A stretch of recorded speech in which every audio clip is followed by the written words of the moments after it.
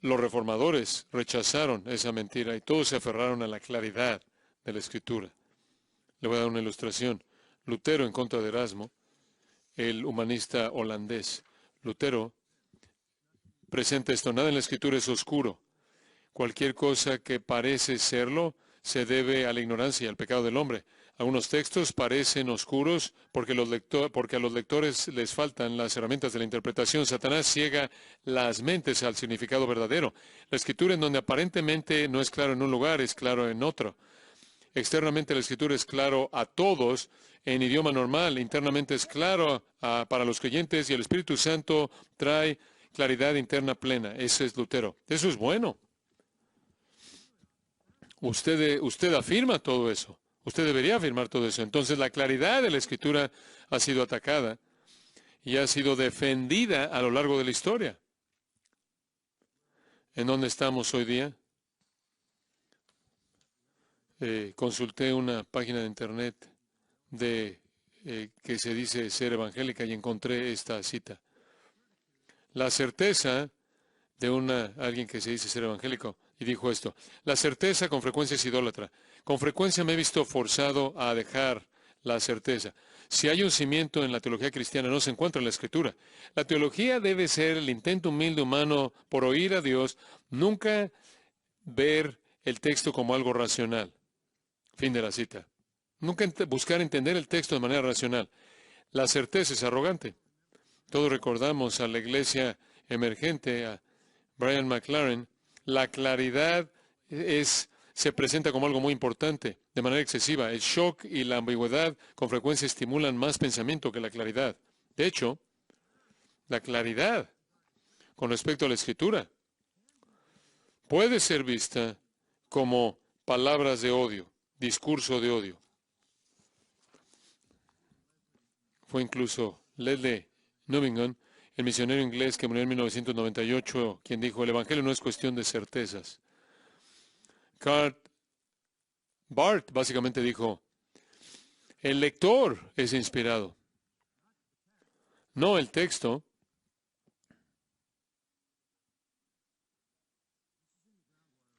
Esto se encuentra en la médula de nuestra sociedad.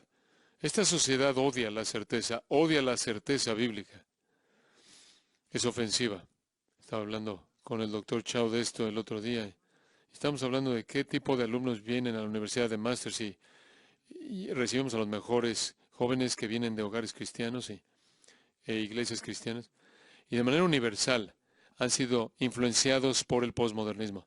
Simplemente como una realidad general, si le preguntas si crees que la Biblia es absolutamente verdadera, sí, sí es la autoridad, sí, pero hay un cortocircuito entre lo que creen y lo que viven, porque se les ha enseñado lo que encaje con la intuición, con lo que piensen que es lo correcto. Entonces, está esta idea teórica de que la Biblia es verdad y es la palabra de Dios, pero eso en cierta manera está aislado en una categoría que nunca enfrentaron.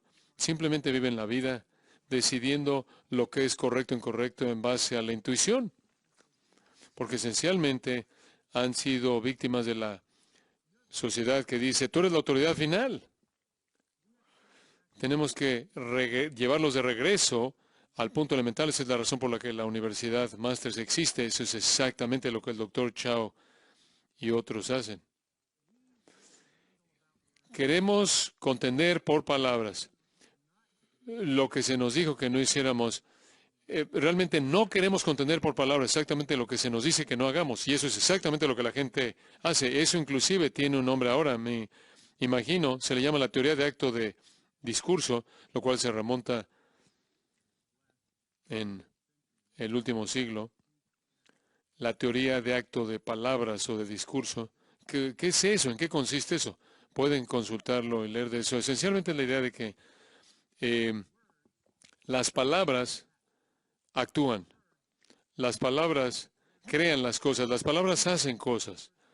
Las palabras hacen que pasen las cosas. Esa es la idea, ¿no es cierto? Pero simplemente para mostrarle cómo esto afecta a la gente, un promotor bien conocido de teoría de de acto de palabras, que es un ministro presbiteriano en Nueva York, dijo esto: no nada más puedes analizar las palabras por lo que dicen, tienes que analizar las palabras por lo que hacen. Al final, lo que más me preocupa no es tanto lo que está diciendo, sino lo que está tratando de hacer. Si alguien dice, ¿estarás de acuerdo con esto? Yo diría, estás operando al nivel de lo que dice y no al nivel de lo que hace. Aun si pudiera estar de acuerdo con la mayoría de eso, no me gusta, es lo que está haciendo lo que no me gusta. Si eso no es casi incomprensible, estás entendiéndolo correctamente. Pero lo que eso está diciendo es, esas palabras pueden ser verdad, pero eso es irrelevante. No me gusta lo que hacen. Este es un ataque contra la naturaleza de la verdad. Las palabras de Dios tienen la intención de hacer algo, pero el movimiento evangélico en la actualidad no le gusta lo que algunas de las palabras de Dios hacen. Juan 7:7, ahí Jesús dijo, hay una razón por la que la gente me odia. Hay una razón por la que voy a terminar en la cruz. Y lo resume en Juan 7:7. No puede el mundo aborreceros a vosotros, mas a mí me aborrece porque yo testifico de él que sus obras son malas. Entonces voy a ir a alguien como al hombre que cité y se le hizo la pregunta, ¿qué piensas de la homosexualidad? ¿Piensas que los judíos van al infierno? Cualquier pregunta desafiante como esa, y va a oír una confusión larga de palabras que no significan nada.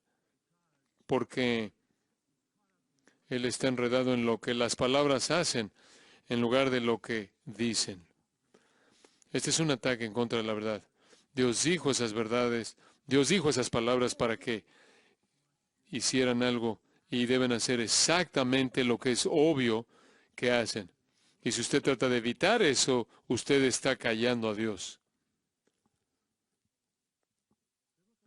La revelación bíblica es lo suficientemente clara y de nuevo, de tal manera que la gente sabe lo que no le gusta.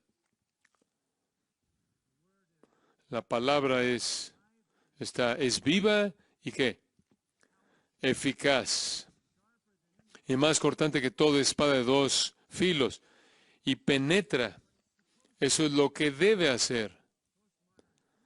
El pensamiento posmoderno se calla cuando las palabras ofenden a alguien. Los evangélicos posmodernos no quieren ofender a los homosexuales, feministas, la gente que promueve el matrimonio del mismo sexo, etcétera, etcétera, etcétera. Los posmodernistas odian la claridad porque han creído el hecho de que no puedes ofender a nadie. La Biblia es el libro más ofensivo jamás escrito en toda la raza humana. Ofende a la raza humana y nadie se escapa. Si usted altera eso, sálgase del ministerio. Usted no puede hacer lo que la Biblia demanda que usted haga, y eso es que predique la verdad clara de la palabra de Dios. Si no lo puede hacer, sálgase. Dedícase a otra cosa. No significa que usted lo hace con amor y compasión y un corazón quebrantado como lo hizo nuestro Señor, quien lloró por la ciudad de Jerusalén cuando estaba pronunciando juicio sobre ella. Pero no podemos contender por palabras. El mensaje es claro. Eso realmente no es todo lo que debemos enfrentar al usar la Escritura. Hay una hermenéutica popular estos días que creo que la podemos llamar la hermenéutica cristocéntrica. Eso dice, bueno, Cristo es la hermenéutica para todo pasaje. Se oye noble, pero no es legítimo. Busca a Jesucristo en todo texto, Jesucristo en todo versículo, Jesucristo en todo pasaje. Entonces, la cristología se vuelve la hermenéutica. Esto es eisegesis, no exégesis. Esto lleva a la espiritualización y todo tipo de cosas, tales como usted sabe. Alguien pregunta, usted sabe, ¿qué ¿Qué es lo que ahí en la parte, la tabla de, ¿para qué es la tabla de atrás del tabernáculo? Para, y yo diría, para mantener en pie el techo.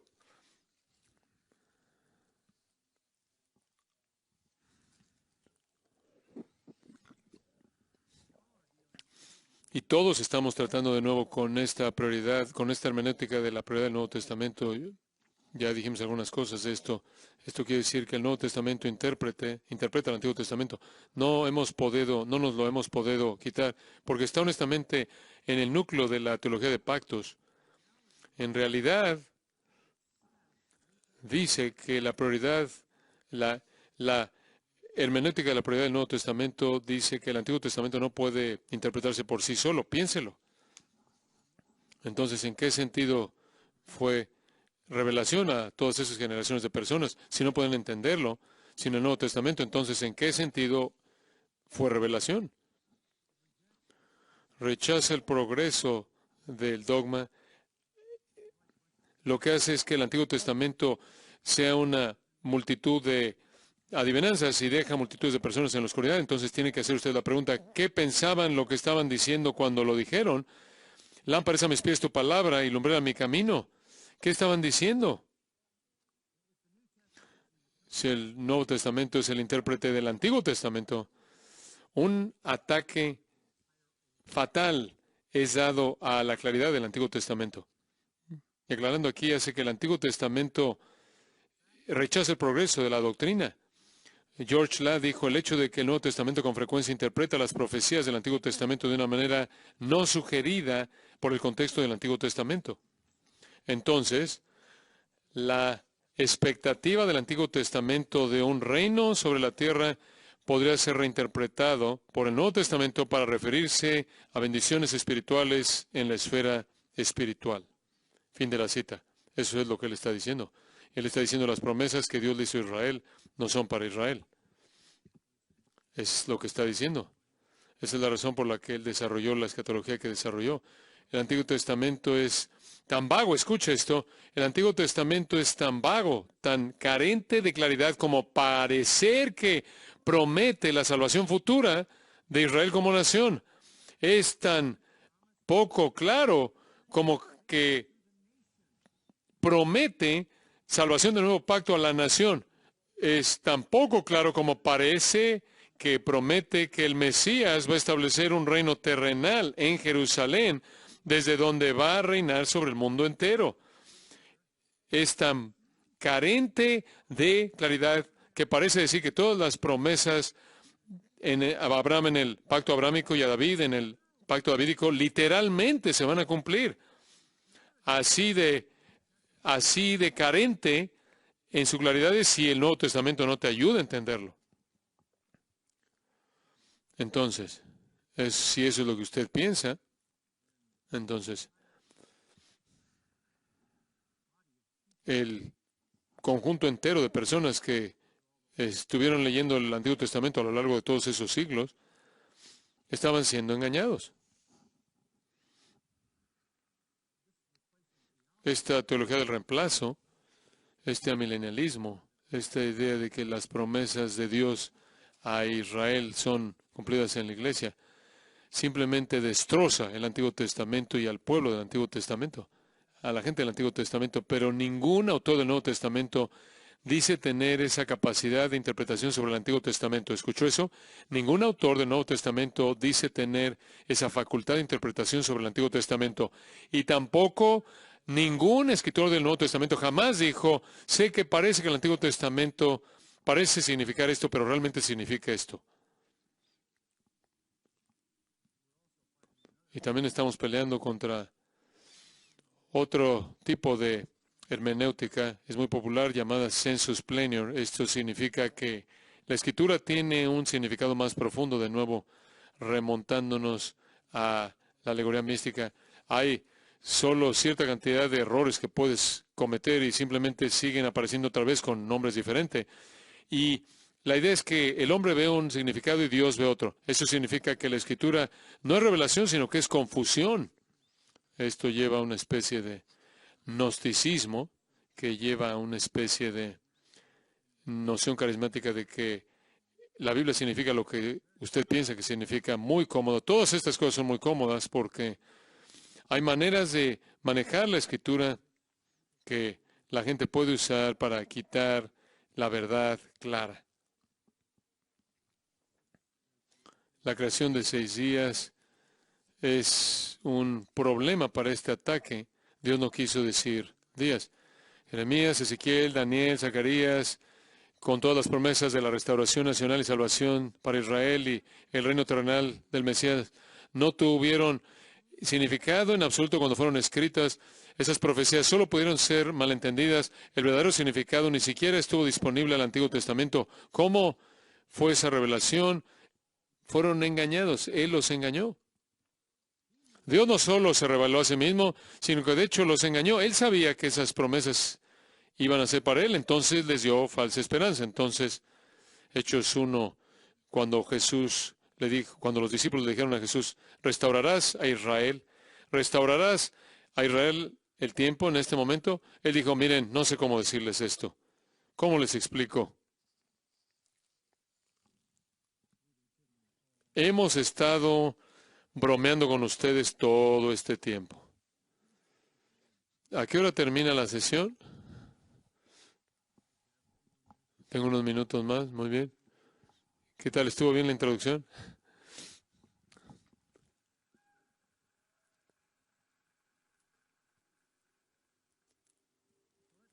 Entonces, hablemos de algunos principios acerca de la claridad de la Escritura. Esa era la introducción. Pensaban que era una broma, pero no era una broma. Hablemos de algunos principios. Yo únicamente les voy a dar esto. Tenemos unos 15 minutos y vamos a volar. Si el pecador es responsable, estos son principios acerca de la claridad. Si el pecador es responsable por la revelación de Dios en la creación en Romanos 1, y el pecador es responsable por la creación, por la revelación de Dios en la conciencia en Romanos 2, ciertamente es responsable por la revelación escrita y predicada de Dios en la Escritura, de tal manera que el pecador está sin excusa también en base a eso. Además, el Nuevo Testamento es muy claro en enseñar que el pecador puede entender la ley de Dios lo suficiente como para que la ley de Dios sea el único aliado que el Evangelio tiene en el corazón del pecador.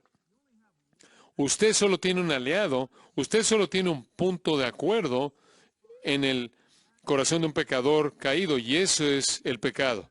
De tal manera que la ley y conciencia del pecador son un aliado para el Evangelio básico. El pecador sabe que es un pecador. Y cuando la revelación de Dios viene en contra de él, incrementa ese conocimiento del pecado y aclara ese conocimiento del pecado. Esa es la razón por la que predicamos la ley, y el pecador queda muerto, y entonces se entiende, incluso a nivel superficial, el ofrecimiento del Evangelio y la gracia. El único aliado que usted tiene en el pecador es el ataque que la Biblia lleva a cabo en contra del pecador en el punto de su pecado. Y entonces, si callamos eso y quitamos eso y le damos la vuelta en algún tipo de teoría de palabras de tal manera que no decimos nada que a la gente no le gusta, usted se ha cortado del único aliado que tiene usted en un corazón no redimido. Y esa es la realidad del pecado y la obra de la conciencia acusando al incrédulo.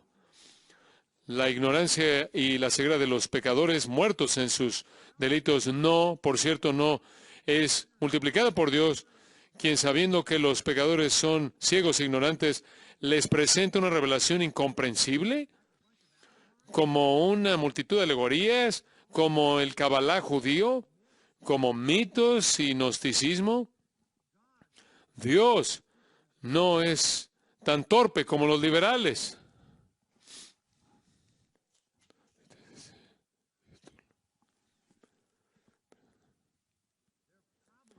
Su problema no es la ambigüedad de la Escritura, es la pecaminosidad de sus propias mentes. Ellos rechazan la verdad porque sus obras son que malas. La Escritura es necesariamente clara porque Dios, su autor, el Creador, Redentor y Juez de todos los hombres, habla de manera clara para cumplir su propósito de la salvación y también habla de manera clara para justificar su juicio. La Escritura es clara en asuntos de salvación, de tal manera que sin la tradición y sin la interpretación de la Iglesia puede ser leída y entendida cuando uno es ayudado por el Espíritu Santo e incluso ser llevado a la salvación. La Escritura cede su significado a la razón ordinaria, común y corriente, al sentido literal. No hay significados secretos, escondidos ni implícitos. La Escritura en todos lados es llamada luz, incluso es luz para aquellos que la rechazan. Por eso el Señor dijo, aborrecen que la luz. Ningún hombre puede abrazar de manera salvadora y creer en las Escrituras sin la ayuda del Espíritu Santo. Esto no prueba su ambigüedad, sino que la claridad interna, un entendimiento pleno de la Escritura, es únicamente el producto de la obra del Espíritu Santo. La Escritura es clara para el creyente por la gracia de la vida espiritual, la iluminación del Espíritu Santo le es dada como una unción de Dios, 1 Juan 2. Qué triste es, cuán triste es decirle a los cristianos que tienen la unción del Espíritu Santo, el Dios, el autor de la Escritura, que se les ha dado como su intérprete, decirles que la Biblia no es clara. Y después, que Dios los haga responsables por cómo responden ella, qué ha pasado. Ellos son responsables por algo en lo que Dios no fue claro. Incluso la Escritura del Antiguo Testamento es clara, absolutamente clara, y esa es la razón por la que Dios fue justo en su juicio. Un día se encontraron culpables y por lo tanto fueron desobedientes y fueron responsables y fueron juzgados. Piensen en Jesús, en sus enseñanzas y pláticas y disputas. Nunca responde a ninguna pregunta del Antiguo Testamento, y vieron muchos. Nunca dice, oh, lo siento, yo sé que no es claro, y por cierto, nunca van a saber lo que significa hasta que el Nuevo Testamento sea escrito. Nuestro Señor jamás presenta excusas. Él está hablando a personas del siglo I, que estaban a 1000 años de distancia de David, estaban a 1500 años de distancia de Moisés, estaban a 2000 años de distancia de Abraham, y Jesús todavía da por sentado, asume que podían leer y entender correctamente la Escritura del Antiguo Testamento. Él nunca dice, oh, si veo cómo tuviste problemas con eso, porque las Escrituras realmente no son claras. No. Él dice cosas como estas. ¿No habéis leído? ¿No habéis leído? ¿No habéis entendido? ¿No habéis leído en las Escrituras? Mateo 12, 3, 5, 19, 14, Mateo 22, 31, Mateo 21, 42. Él incluso dijo esto, erráis, ignorando las Escrituras y el poder de Dios. Su problema es que no conocen el Antiguo Testamento. El Antiguo Testamento no solo fue claro para los judíos en el ministerio de Jesús. Pablo le dijo a los Corintios, 1 Corintios 10, todo el Antiguo Testamento fueron ejemplos para gentiles. Es lo suficientemente claro como para establecer ejemplos para que sepan los gentiles cómo interactuar con Dios.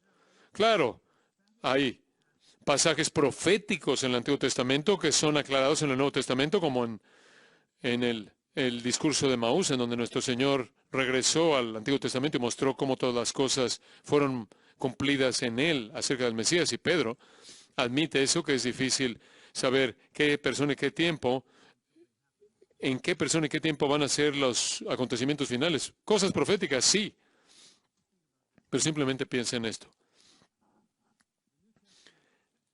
Las epístolas del Nuevo Testamento no fueron escritas a líderes de la iglesia, sino que fueron escritas a iglesias, la mayoría de ellas, a iglesias gentiles, a la iglesia de Dios que está en Corinto, a las iglesias en Galacia, a los santos que están en Cristo, a los santos en Cristo Jesús que están en Filipos, con los obispos y diáconos, y sigue.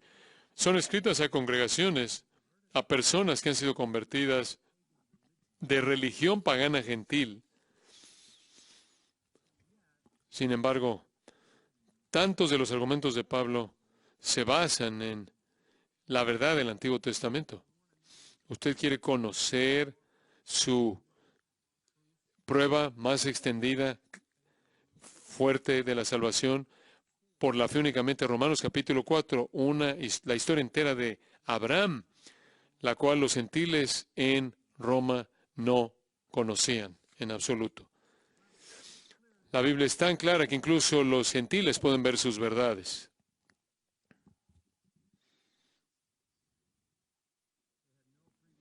No tuvieron un trasfondo previo en algún tipo de cristianismo, algún tipo de historia judía. La Biblia es tan clara que el Señor hizo algo solo una vez. Y creo que Él hizo esto de manera muy deliberada. Supongo que la mayoría de la gente estará de acuerdo con que el libro más difícil que entender es el libro de Apocalipsis. Entonces, si eso es lo que usted piensa, escuche esto, Apocalipsis 1:3. Bienaventurado el que lee y los que oyen las palabras de la profecía y guardan las cosas en ella escrita, porque el tiempo está cerca. ¿En serio? Bienaventurado el que lee y los que oyen o entienden las palabras de esta profecía. Esto es Apocalipsis. Esa es la única vez en la que Él dijo eso. Esa es la única vez en la que Él prometió bendición porque alguien leyera un libro y lo entendiera. Y Apocalipsis, este es uno de los libros más fáciles que entender. Es cronológico, si usted lo toma de manera literal. Ahora, si usted no cree que significa lo que dice, le deseo mucha suerte. Pero usted casi entiende la idea que quizás metió algo de humor aquí al meter eso frente a la parte inicial de Apocalipsis. Toda la escritura no es tan clara de tal manera que no necesita un intérprete, ¿verdad? El Señor ha levantado a maestros a fin de perfeccionar a los santos. La Biblia no es tan clara como para que todo el mundo entienda la profundidad plena de toda. Pablo habla de nivel leche, nivel carne. Esas no son doctrinas o verdades diferentes. Simplemente son profundidades de la misma doctrina. Usted puede conocer lo suficiente acerca de la fe y la gracia como para ser salvo y pasar el resto de su vida tratando de llegar a las profundidades de la soteriología, ¿verdad? La Escritura tiene sus alturas y profundidades de la verdad, la cual es como Dios mismo motiva, incrementa el estudio diligente, humilla la soberbia y amenaza cualquier actitud de irreverencia hacia ella, emanando de su simplicidad y claridad básica. ¿Cuántos años ya? He estado, probablemente 65 años, yo he estado estudiando la palabra de Dios y me siento como si estuviera sentado ahí en la playa frente al Océano Pacífico y apenas tengo una pequeña cubeta llena de esa agua. Las realidades vastas de la verdad divina están mucho más allá de mí. Es pan que está en la mesa para un niño, ¿verdad? Pero es oro sepultado en las profundidades para los maduros. La Escritura demanda toda nuestra facultad mental para entender sus verdades trascendentes. Algunas veces es difícil entender, según Pedro 3, ¿verdad? Versículo 15 y 16, es difícil entender. Y debido a que a veces es difícil entender, los indoctos inconstantes la distorsionan, como lo hacen el resto de la Escritura para su propia destrucción. Este, claro, es el trabajo de los falsos maestros. La gente es víctima.